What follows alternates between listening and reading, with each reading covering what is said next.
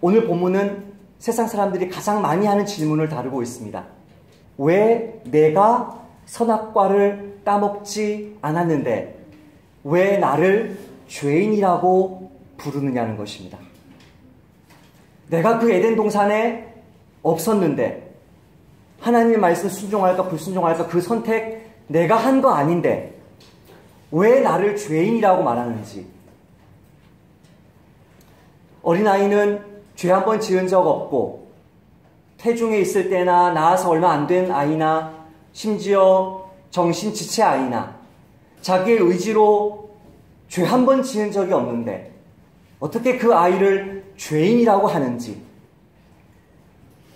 나에 해당하는 문제이거나 다른 불쌍한 사람에게 해당하는 문제이거나 내가 죄 지은 거 아닌데 그 아이가 죄 지은 거 아닌데 어떻게 성경은 모든 사람이 죄를 범하였음에 하나님의 영광에 이르지 못하더니 라고 말하는가? 오늘 본문은 처음 태어난 그 한 사람에 먼저 주목을 합니다. 그 처음 태어난 그 한 사람이 어떤 어마어마한 영향을 미치게 되었는지를 이야기합니다. 12절 말씀 같이 읽어봅시다. 시작.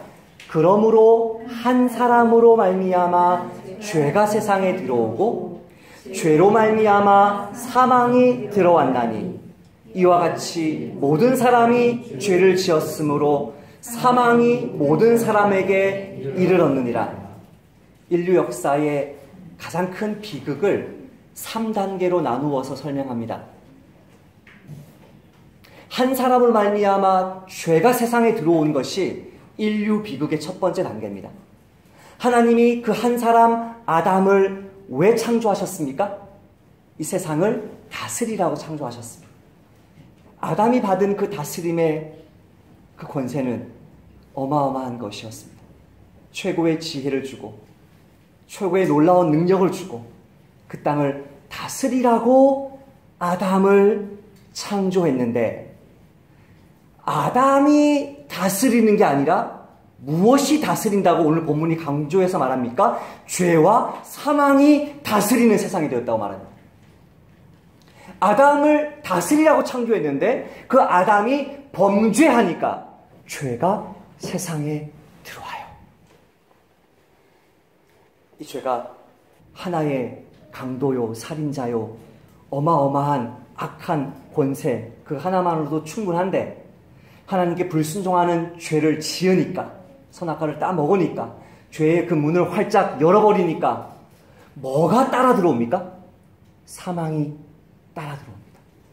범죄하니까 범죄하는 것으로 끝나는 것이 아니라 사망이 찾아와요. 더 무서운 거? 그 사망이 그 죄의 문을 연 한 사람 아담에게만 찾아오는 게 아니라 아담의 후손 모두에게 찾아와요. 이게 인류 비극의 3단계예요.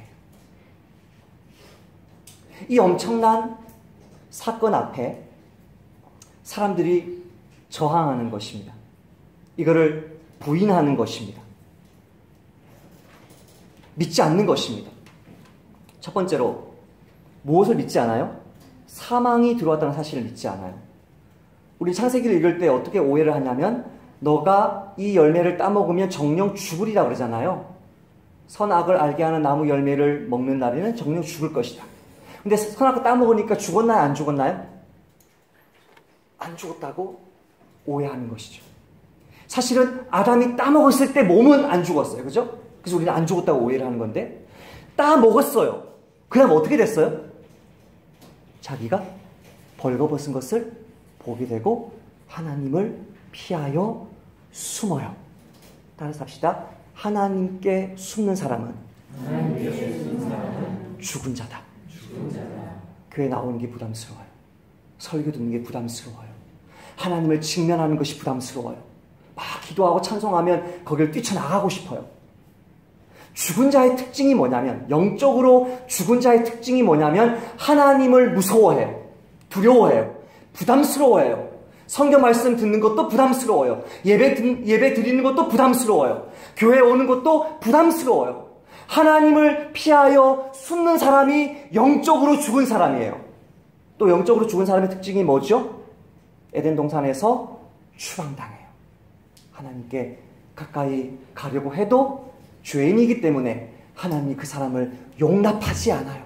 자기도 숨고 하나님도 용납하지 아니하는 하나님과의 관계가 단절된 것, 이거를 죽음이라고 해요. 영적인 죽음. 이 단절된 영적인 죽음의 결과가 육체의 죽음이죠. 그러니까 선악과를 따먹고 사는 것 같으나, 죽지 않은 것 같으나 사실은 뭐예요? 죽은 거죠. 한 사람을 말미암아 죄가 세상에 들어오고 죄로 말미암아 사망이 들어왔나니 이와 같이 모든 사람이 죄를 지었으므로 사망이 모든 사람에게 이르렀느니라.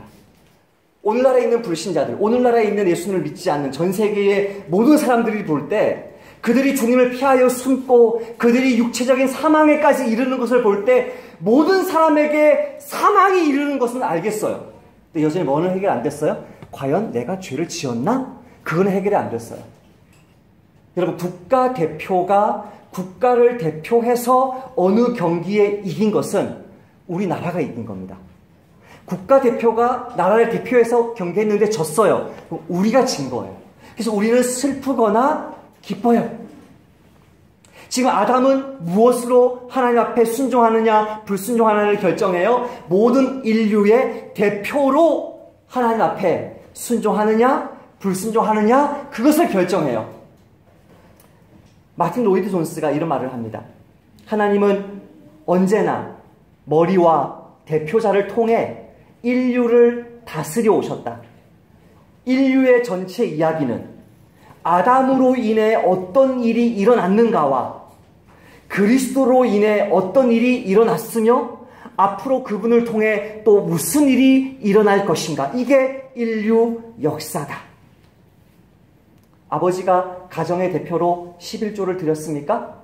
그 집의 자녀도 함께 11조를 드린 것입니다. 히브리서 7장 말씀에 또한 10분의 1을 받는 레위도 아브라함으로 말미암아 10분의 1을 바쳤다고 할 수 있나니 이는 멜기세덱이 아브라함을 만날 때에 레위는 이미 자기 조상의 허리에 있었습니다. 그 후손이기 때문에 아브라함이 그 모든 자손을 대표해서 영원한 대제사장이신 예수님을 예표하는 멜기세덱에게 11조 바쳤을 때 모든 레위인들이, 옛 언약의 모든 레위인들이 새 언약의 중보자이신 예수님께 무릎 꿇고 그분에게 예물을 드린 것이다.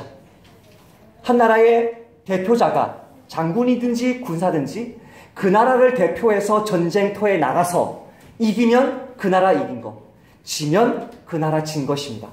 아간이 범죄했을 때 하나님이 이렇게 말씀하십니다. 이스라엘이 범죄하여 내가 그들에게 명령한 나의 언약을 어겼으며 또한 그들이 온전히 바친 물건을 가져가고 도둑질하며 속이고 그것을 그들의 물건들 가운데 두었느니라.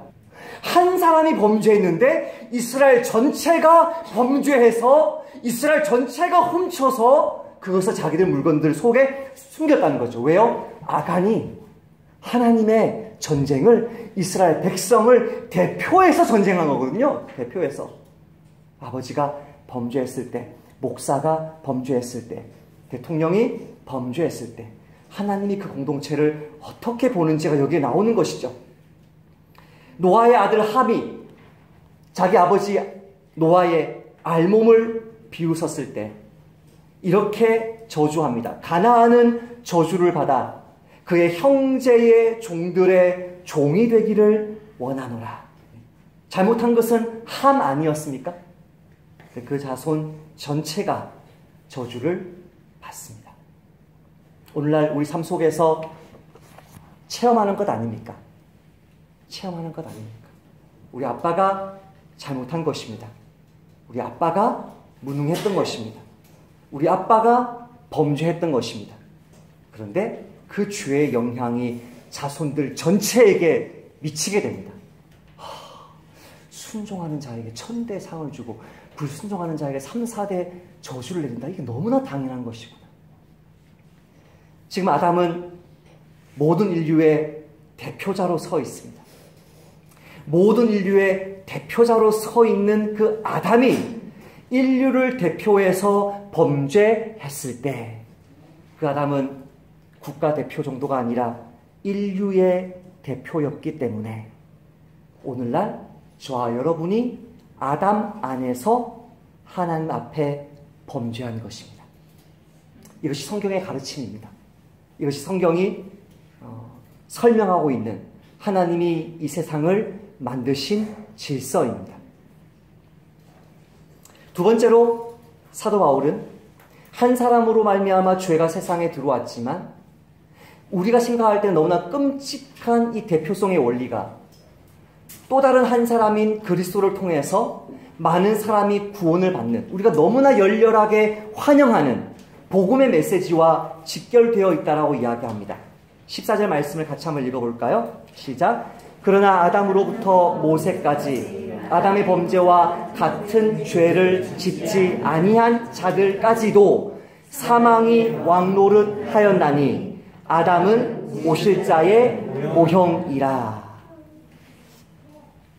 여기서 중요한 내용이 나오는데요. 14절에서 아담의 범죄와 같은 죄를 짓지 아니한 자들까지도 사망이 왕노릇 하였나니.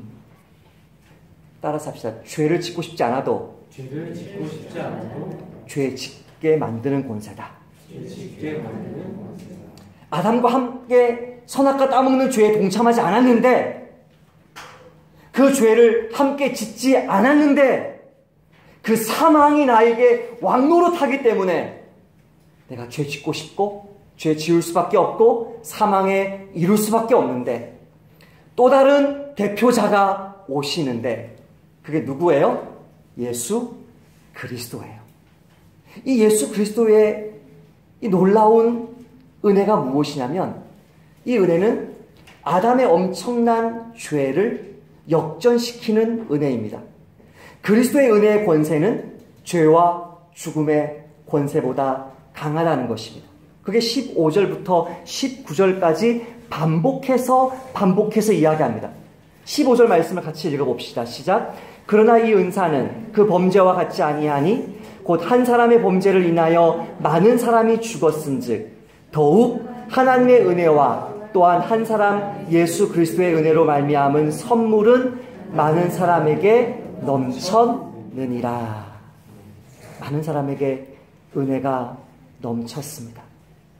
아담의 그 죄 때문에 모든 사람들이 죄와 사망의 종노릇하는, 그 죄와 사망이 죄인에게 왕노릇하는 그런 삶을 살 수밖에 없었는데, 한 사람 예수 그리스도의 은혜로 말미암은 선물은 많은 사람에게 넘쳤다는 거예요.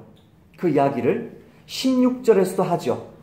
은사는 많은 범죄로 말미암아 의롭다 하심에 이르느니라. 그 말씀을 17절에도 하죠.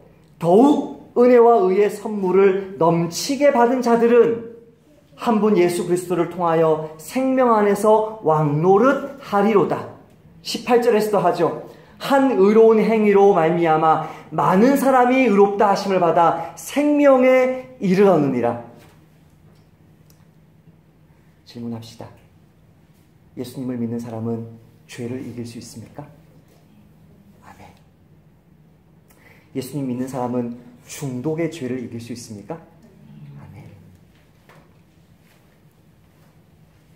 더 아멘 하기 어려우시겠지만 그냥 아멘 해주세요. 예수님 믿는 사람은 우울증을 이길 수 있습니까? 아멘. 죄를 이길 사람이 어디 있습니까? 사망을 이길 사람이 어디 있습니까? 죄와 사망의 권세가 어마어마한데 하나님의 은혜, 곧 한 사람 예수 그리스도의 은혜가 부어질 때, 여기 넘쳤다고 표현했는데 넘치도록 부어질 때 그 죄와 사망, 우리의 대표자인 조상을 통해서 함께 그 저주를 받는 그 죄와 사망의 권세가 깨어지는 거거든요. 이게 상징적으로 보여진 게 예수님 죽었을 때 일어난 일입니다. 예수께서 다시 크게 소리 지르시고 영혼이 떠나시니라. 이에 성소 휘장이 위로부터 아래까지 찢어져 둘이 되고 자, 성소 휘장이 가리키는 게 뭐죠? 죄인과 하나님을 분리시키는 거죠. 영적 죽음을 상징하죠. 그 성소 휘장이 위로부터 아래까지 찢어져 둘이 되고 땅이 진동하여 바위가 터지고 무덤들이 열리며 자던 성도의 몸이 많이 일어나되 그 죄가 무엇을 이 세상에 불러왔다고요? 사망을 불러왔는데 그 영적 죽음, 그 영적 죽음의 열매인 클라이막스인 육체의 죽음이 깨어지고 그냥 그 사람들이 무덤에서 일어나서 바로 무덤 밖으로 걸어 나오는 게 아니라 예수님의 구원 사역이 완성된 예수의 부활 후에 그들이 무덤에서 나와서 누구 때문에 이 사람들이 부활했어요? 예수의 부활 때문에 부활한 거거든요. 무덤에서 나와서 거룩한 성에 들어가 많은 사람에게 보이니라. 죄의 권세는 사망인데 그 열매의 사망의 권세를 깨트리는 역사가 예수님이 십자가에 죽으셨을 때, 예수님이 사흘째 되는 날에 부활하셨을 때 그 죄와 사망의 권세가 깨어집니다. 아멘. 여러분은 어떤 고난 가운데 있습니까? 지금 여러분의 부모가, 여러분의 남편이, 여러분의 조상이 여러분에게 함께 고난받게 하고 있는 그 어마어마한 권세가 무엇입니까? 전라북도 부안에 가시면 격포항이 있습니다. 배를 타고 한 30-40분 나가면 위도가 나옵니다. 위도. 그 위도에서 태어났는데 엄마도 언어장애, 청각장애, 아빠도 언어장애, 청각장애입니다. 두 분이 다 장애인 부모입니다. 2살 때 아버지가 물고기 잡으러 갔다가 해상사고를 당하셔서 돌아가셨습니다. 어린 누나 3명이 다 병으로 돌아가셨습니다. 섬에서 몸이 아플 때 병원에 제때에 가지 못하니까 섬에 있는 사람들은 많이 아프면 죽는 거죠. 그렇게 어려운 생활을 하면서 초등학교 2학년 때 학비를 내지 못했다는 그 말 들으면서 엄청난 모욕과 욕설과 매를 맞습니다. 그런 모멸감 속에 교실 밖으로 쫓겨나는 게 아니라 초등학교 운동장 밖으로 내쫓깁니다. 집에 가서 1시간 넘게 웁니다. 이분이 학비를 내지 못한 거 이분 탓입니까? 부모님이 학비 당연히 내줘야 되는 거 아닙니까? 그때 당시 돈으로 250원. 그 돈 낼 수가 없어서 학교 밖으로 쫓겨나서 그렇게 웁니다. 그때 울고 또 울면서 뭐라고 이야기하냐면, 하나님 아버지, 제가 훌륭한 교사가 되어서 저 같은 불쌍한 아이들 눈물 닦아주고 그 상처를 싸매어주고 돈 없는 아이에게 무조건적으로 도움을 주는 그런 교사가 되고 싶다라고 기도합니다. 이분이 쫓겨나기를 수없이 반복하고 그런 모멸감 속에 쫓겨난 아이들은 학교를 그만두는데 이분은 자기가 주님 앞에서 기도한 게 있잖아요. 마음속에 돈 없는 아이들도 가르쳐주는 그런 교사 되겠다고 그 꿈 붙들고 기도하면서 끝까지 학교를 나가지 않아요.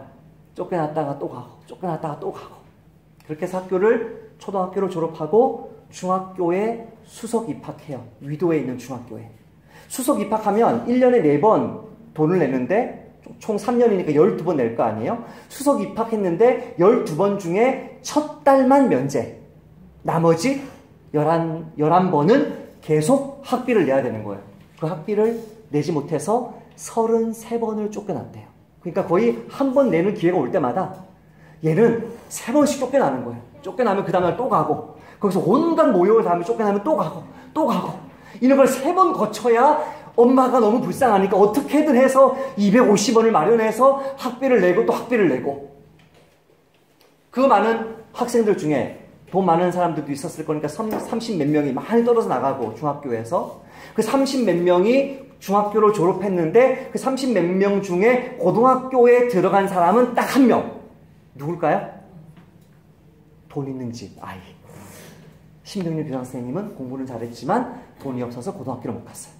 그래서 서울로 일하러 가서 양계장에서 일하고 공사판에서 일하고 일을 하는 거예요. 그날 일하면 1,000원 줬대요. 그 1,000원 벌려고 하루 한 끼도 먹지 못하고 때로는 수돗물을 마시고 배를 채우고 겨울에 냉방이 있는데도 불을 넣지 못하고 그렇게 돈을 벌어서 고등학교를 가요. 거기서도 쫓겨나고 학교에서 쫓겨나고 몰래 밤에 학교에 기어 들어가서 교실에서 잠을 자고 그렇게 해서 결국은 사범대 들어가서 교사가 돼요. 그분이 사범대 대학 졸업할 때 하나님이 한 말씀 주셨어요. 내 어린 양을 먹이라. 자기 밥도 못 먹는 학생인데 내가 너를 살릴 거고 내가 너가 부모로부터 받은 저주 뒤집어 엎을 것이고 역전시킬 것이고 너가 다른 사람들을 풍성하게 먹일 수 있는 사람으로 너를 만들겠다 하신 그 약속의 말씀이 이루어진 인생을 살고 있습니다. 여러분 다시 묻겠습니다. 우리 가정의 저주 역전될 수 있습니까? 아멘. 아무리 그 저주가 그 죄와 사망의 권세가 커서 그것이 내 삶에 나의 경제적인 형편에 내 인격에 임박혔다 할지라도 그리스도의 은혜의 권세는 더 커서 우리의 인생을 하나님의 백성답게 만들 줄 믿습니다. 자, 이 두 번째 진리 안에 또 다른 커다란 질문이 있습니다. 또 다른 커다란 질문이 있습니다. 첫 번째 단락에서도 어떻게 내가 죄에 짓지 않았는데 내가 아담과 함께 죄인이냐 라는 그런 세상 사람들의 비난이 있었던 것처럼 두 번째에는 교회 안에서 사람들이 특별히 목사님들이 신학자들이 거짓으로 성경을 가르치는 것입니다. 제가 거짓이라고 말을 했습니다. 제가 거짓이라고 말을 했습니다. 제가 나그네 목사로서 이렇게 말을 한 것입니다. 그러나 그 거짓말을 제가 볼 때 거짓말을 한 그분들은 저보다 공부를 잘하시는 분들입니다. 그러나 거짓입니다. 무엇이 거짓인지 한번 볼까요? 자, 15절부터 19절까지에서 반복해서 나오는 단어 중에 하나가 모든 사람이라는 단어인데 보이시나요? 15절 제가 읽어보겠습니다. 그러나 이 은사는 그 범죄와 같지 아니하니 곧 한 사람의 범죄를 인하여 많은 사람이 죽었은즉. 자, 이 많은 사람은 의미적으로는 모든 사람을 뜻합니다. 그렇죠? 하반절 계속 읽겠습니다. 더욱 하나님의 은혜와 또한 한 사람 예수 그리스도의 은혜로 말미암은 선물은 많은 사람에게 넘쳤느니라. 이 많은 사람도 문자 그대로 말하면 많은 사람이지만 의미적으로는 모든 사람입니다. 이해되시나요? 그러니까 아담 때문에 모든 사람들이 자기의 대표자인 아담 때문에 아담 안에서 함께 죄인 된 것처럼 집중해 주세요. 여기서 정말 이단과 정통이 갈립니다. 죄인 된 것처럼 예수 그리스도 한 분의 순종으로 말미암아 많은 사람이 의인이 되리라. 이 많은 사람도 문자적으로는 많은 사람이지만 의미적으로는 모든 사람을 의미하는 것이기 때문에 모든 사람이 의인이 되리라. 그러면 예수님을 믿지 않아도 예수님이 이미 십자가에 달려 죽으시고 예수님이 이미 부활하셨다면 나도 많은 사람 중에 하나니까 나도 모든 사람 중에 하나니까 구원 받겠네 라고 결론이 내려질 수 있는 거거든요. 18절 한번 볼까요? 18절 동일한 말이 나옵니다. 18, 19절에 그런즉 한 범죄로 많은 사람이 정죄에 이른 것 같이 한 의로운 행위로 말미암아 많은 사람이 의롭다 하심을 받아 생명에 이르렀느니라. 19절 같이 읽읍시다. 시작. 한 사람이 순종하지 아니함으로 많은 사람이 죄인 된 것 같이 한 사람이 순종함으로 하심으로 많은 사람이 의인이 되리라.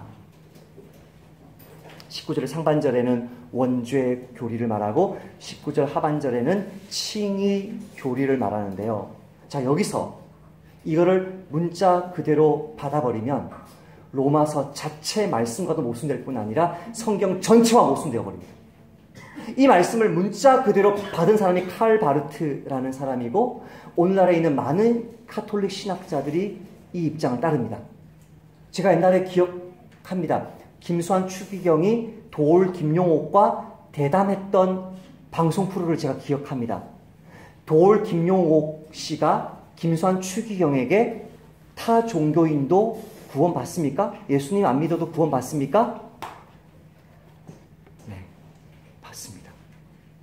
제가 대학생 때 제가 존경했던 꼴까다의 테레사 수녀, 그분의 책을 읽다가 깜짝 놀랐습니다. 우리 수녀들의 의무는 예수님을 알지 못하는 사람들에게 예수님을 전하는 것이 아니라 불교도가 더 좋은 불교도, 힌두교도가 더 좋은 힌두교도, 시크교도가 더 좋은 시크교도가 되도록 돕는 것입니다. 깜짝 놀랐습니다. 자, 이런 이상한 생각들이 왜 나오는 거죠? 종교다원주의가 그냥 나오는 게 아니라 성경 말씀을 자기 좋을 대로 해석하기 때문에 나오는 거거든요. 분명히 모든 사람, 문자적으로는 많은 사람 하면서 아담과 그리스도를 이렇게 비교했습니다. 대조적으로 비교했습니다.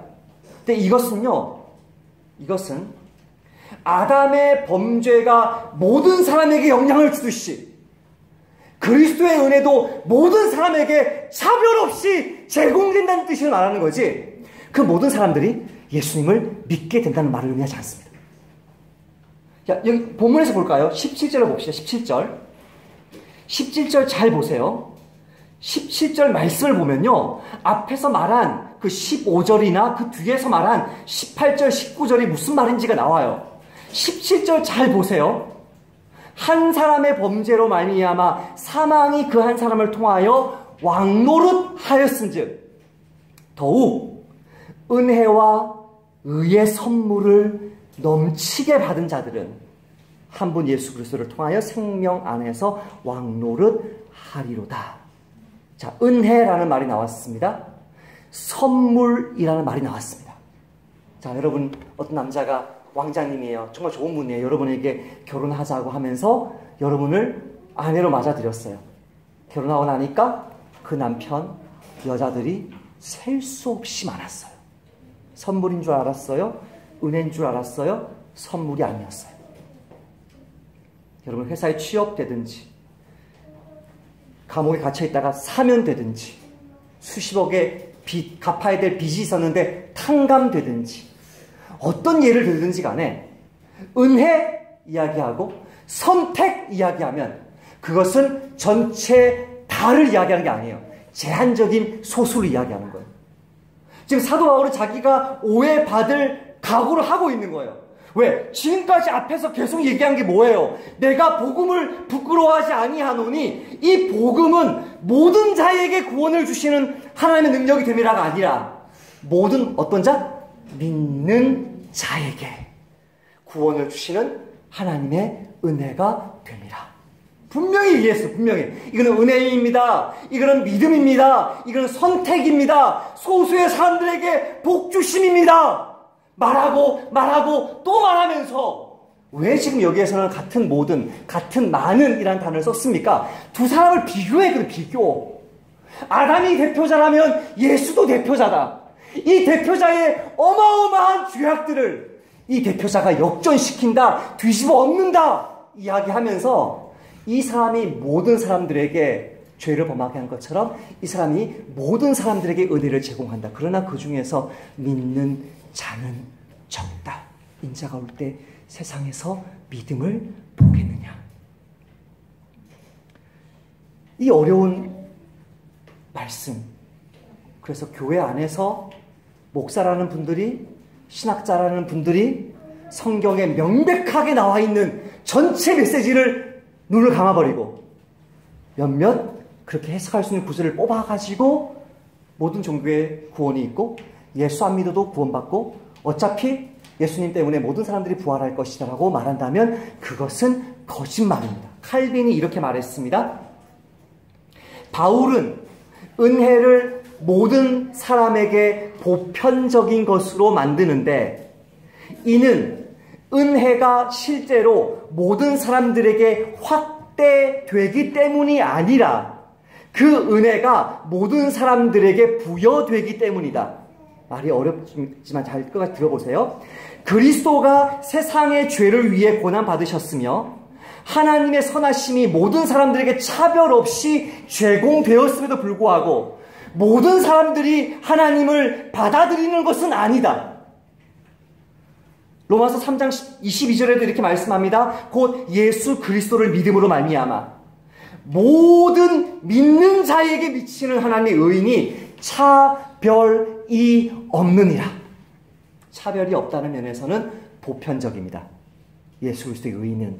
그러나 모든 사람들이 그 차별 없이 제공되는 의를 감사함으로 믿음으로 받아들이지 않는다는 면에서 구원은 제한적입니다.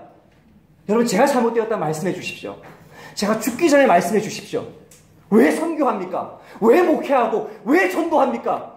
죽기 전에 말씀해 주세요. 그러나 성경의 가르침이 이것이라면 그 어떤 목사가, 그 어떤 신부가 여러분을 속이려고 할지라도 끝까지 이건 은혜구나, 이건 감사할 제목이구나, 이건 복이구나, 그 진리 속지 마시기를 축복합니다.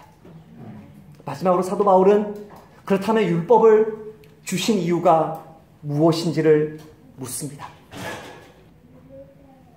율법이 들어온 것은 범죄를 더하게 하려 함이라. 물론 로마서에서 나중에 나오기는 할 것입니다. 율법을 주신 목적이 이것만 있는 것은 아닙니다. 율법을 주신 목적은 하나님 말씀에 순종하라고 율법 주신 겁니다. 유대인들에게도 율법 주신 이유는 그들의 생명을 보호해 주신 겁니다. 간음하지 마라. 간음 좋은 거 아니에요? 간음이 좋은 거라고요? 간음을 해보셨어요? 간음이 얼마나 끔찍한 죄인지 아세요, 여러분? 율법 보호하려고 주신 거예요. 십계명 보호하려고 주신 거예요, 이스라엘 백성들에게. 그리고 예수님 믿는 사람들에게 율법은 하나님을 기쁘시게 하는 그 풍요한 생명의 은혜를 누리라고 율법을 주신 거예요. 지금 이 율법을 주신 목적을 이야기할 때 이미 그리스도인이 된 사람에게 다시 뒤돌아보면서 율법을 지키라는 말씀을 하는 게 아니에요. 이스라엘 백성들에게 율법을 주셨을 때 너희들 이거 지켜라, 그리하면 살리라, 그걸 말하는 게 아니에요. 이 지금 율법을 주신 목적을 이야기하는 것은 예수님 오시는 것까지 바라보는 구속사의 전체 그림을 볼 때 율법을 주신 어마어마한 역설이 드러나는데, 그 역설이 뭐냐면 율법을 가지고 지키려고 몸부림치고 자랑하는 사람일수록 어마어마한 위선이 그 속에 있다는 거예요. 위선이. 이스라엘 백성들 보세요. 어느 민족들보다 하나님의 율법을 철저히 지켰습니다. 그 이스라엘 백성들 어떻게 됐습니까?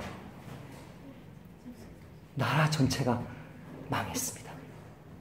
가장 똑똑하다고 했던 솔로몬 어떻게 됐습니까? 배교했다는 기록은 있지만 배교하고 나서 회개했다는 기록이 없습니다. 그게 너무나 불편한 사실이기 때문에, 진리이기 때문에 유대인들이나 기독교인들이 어떻게든 외경에서, 어떻게든 전설에서 솔로몬이 회개하고 죽었대, 이걸 만들려고 노력했단 말이에요. 역사 속에서. 그렇게 율법을 많이 가지고 있는데, 율법을 많이 가지고 있는 그 이스라엘만큼 끔찍하게 하나님께 불순종한 민족이 없습니다. 율법을 왜 주셨습니까? 죄가 더하게 하시라고. 그래서 예수님의 은혜의 놀라운 복음이 선포될 때 자기의 죄악을 알기 때문에, 자기의 위선을 알기 때문에, 자기의 음란과 미움과 용서하지 않음을 알기 때문에, 나의 탐심을 알기 때문에 그 은혜를 더 붙들라고 율법이 세상에 들어와서 범죄를 더하게 하신 것입니다. 그것이 우리가 이해할 수 있든 이해할 수 없든 상관없이 더 많은 죄인들을 구원하시려는 하나님의 섭리적인 목적이었다는 것입니다. 그러므로 오늘 결론 21절로 넘어갑니다. 이는 죄가 사망 안에서 왕노릇한 것 같이 우리가 범죄했을 때 죄가 사망 안에서, 사망의 그 기운이 지배하는 영역에서 왕노릇한 것 같이 은혜도 의로 말미암아 왕노릇하여 우리 주 예수 그리스도로 말미암아 영생에 이르게 하려 함이라. 여러분, 칭의는 법적인 것만 말하지 않습니다. 제가 로마 설교 시작하면서 그 이야기 한 것 같은데요. 단순히 하나님의 은혜는 너 죄인이지, 죄인인데 죄인 아니라고 쳐줄게, 너 의롭다고 쳐줄게 만 의미하는 게 아니라 이게 반쪽짜리 복음이라고 말씀드렸습니다. 죄의 지배, 사망의 지배, 이게 권세고 왕노릇인데 이 권세와 왕노릇을 깨트리시는 예수님의 은혜는 또한 의로 말미암아 무슨 노릇합니까? 왕노릇함으로 저와 여러분은 죄를 이길 수 있습니다. 지난 한 주간 여러분 실패하셨죠? 쓰러지셨죠? 낙심하셨죠? 미워하셨고 섬기지 못하셨고 용서하지 못하셨고 진실하지 못하셨고 음란하셨죠? 그때마다 우리는 인정해야 될 것이 있습니다. 만약에 내가 하나님의 은혜를 더욱 붙들었다면 그 죄 이길 수 있었습니다. 저는 지금 완벽주의적인 삶을 살라라고 말하는 것이 아닙니다. 살 수 있다라고 말하는 것도 아닙니다. 그러니까 우리에게 의식이 어떤 의식이 있어야 되냐면 나는 죄를 이길 수 있다. 나는 순종할 수 있다. 왜? 하나님의 은혜의 지배가, 이 영향력의 권세가 나에게 오는 죄의 권세를 능히 깨뜨릴 수 있기 때문에 내가 의롭게 되었다는 신분뿐만이 아니라 정말 이창삼 목사 의롭게 된 사람 맞네라고 사람들이 관찰할 수 있는 의의 열매가 저와 여러분에게 맺혀서 뒤에 무슨 말이 나와요? 영생이란 말이 나오죠? 지금부터 생명의 역사가 이렇게 시작되면 태연 형제 영생하기 분명하네. 구원받은 자 맞네. 우리의 영생의 소망이 내 삶 속에 확증될 수 있는 그 은혜의 권세를 사모하고 은혜의 자리에 나아가고 말씀을 붙들어서 이 놀라운 주님의 은혜 세상 만방에 증거하여서 여러분 더 이상 거절하지 마십시오. 아담의 그 엄청난 영향력은 모든 사람들에게 임하는 것이지만 예수의 은혜의 능력은 여러분이 믿어야 됩니다. 받아들여야 됩니다. 여러분의 삶으로 이 능력의 아름다움을 선포할 수 있는 그런 삶, 가정에서, 교회에서, 목장에서 살아주시길 주님의 이름으로 권면드립니다. 아버지, 내가 선악과 따먹지 않았는데 왜 내가 죄인이냐고 사람들이 따집니다. 또 왜 예수만 믿어야 구원받냐고, 다른 종교 믿어도 구원받을 수 없냐고, 로마서에 보니까 이런 말도 있지 않냐라고 사람들이 그렇게 말하고 많은 목사와 신부들이 그 말에 편승하여서 주의 복음을 부끄러워합니다. 주님, 이 어두운 시대에 저희들은 무엇을 붙들어야 하겠습니까? 아담 안에서 인류의 대표, 국가 대표도 아니고 인류의 대표였던 아담 안에서 저는 죄인입니다, 주님. 그러나 또 다른 아담인 예수 안에서 저는 의롭다함 받았습니다.